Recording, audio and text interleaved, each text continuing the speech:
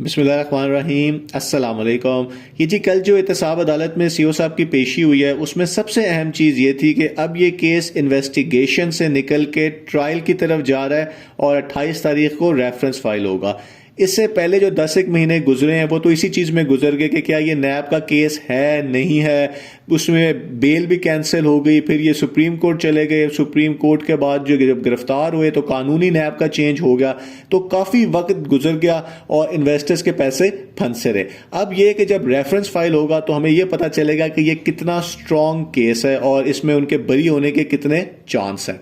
अब यह है कि जो कंपनी के तर्जमान है असली वाले जो मलिक साहब, उनका बयान आया है, उसको आज की वीडियो में हम देख लेते हैं। उन्होंने कहा है कि जी ये जो केस है ये बेहतरी की तरफ जा रहा है, यानी कि सीओ साहब के हक में जा रहा है। उसकी वजह यह है कि पिछले कुछ अरसे से नैब जो है वो जब अदालत में आती है तो वो या इतनी तैयारी करके नहीं आती है और उनको जज साहब भी कहते हैं कि जी आप एविडेंस शो करें और रेफरेंस फाइल करें, और वो रेफरेंस भी उन्होंने फाइल नहीं किया।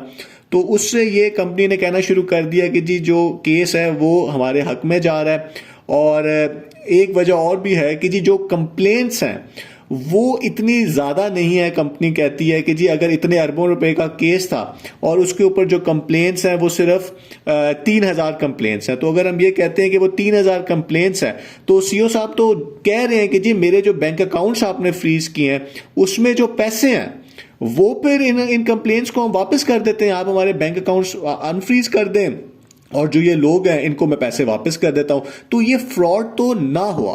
तो ये आखिर में सारा केस इस चीज के ऊपर आएगा कि जी अगर आप कंप्लेंट करेंगे और सीओ साहब कहते हैं कि ठीक है आपने साबित कर दिया है कि मैंने आपको पैसे दिए हैं तो मेरे जो अकाउंट्स फ्रीज हैं आप उससे पैसे ले लें, तो और वो इतनी कंप्लेंट्स है नहीं, तो इससे लगता ये है कि जी कंपनी काफ़ी पुरएतमाद है कि ये केस हमारी तरफ फेवर में जाएगा। लेकिन देखना यह है कि नैब क्या एविडेंस पेश करती है। दूसरा उन्होंने ये कहा है कि जी जहां आपने इतना इंतज़ार किया वहां आप थोड़ा सा और इंतज़ार कर लें, और इंतज़ार तो आपको पता है कि ये उन्होंने काफ़ी करवाया है। और एसआर फैमिली को हमने बचाना है, 5 लाख खानदान जो एक जुमला है काफ़ी इस्तेमाल किया जाता है। बहुत जल्द सीओ साहब बाहर होंगे, ये जुमला है जो काफ़ी कंपनी ने दिसंबर से इस्तेमाल करना शुरू किया। ये एक कानूनी मैटर था जिसमें बेल के ऊपर डिसाइड होना था, जज साहब का फैसला होना था कि इन्होंने कब बाहर आना है। लेकिन कंपनी ने खुद ही कह दिया कि जी जनवरी के मिड में ये बाहर आएंगे, और आज 15 जनवरी है और अभी तो बेल भी अप्लाई नहीं हुई। ये इसीलिए शायद इस्तेमाल किया गया कि लोग नैब ना जाएंगे, जी ये तो वैसे ही बरी हो जाएंगे, बाहर आ जाएंगे।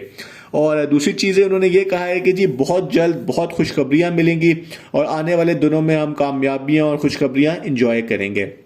तो जो एक खुशखबरी आ सकती है कुछ टाइम में, हमें नहीं पता कब, वो ये है कि अगर ये बेल के लिए अप्लाई करते हैं और उनकी बेल हो जाती है, लेकिन आपको भी पता है कि अगर ये बाहर आ भी गए और इनके अकाउंट्स फ्रीज ना हुए तो इन्वेस्टर्स को पैसे उस तरह वापस नहीं मिल सकेंगे।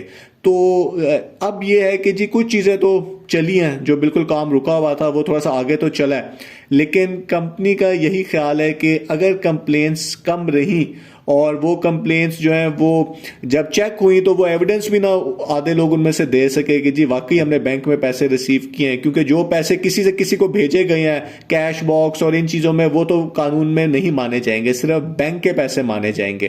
तो अब देखना यह है कि आगे क्या होता है। बहुत बहुत शुक्रिया।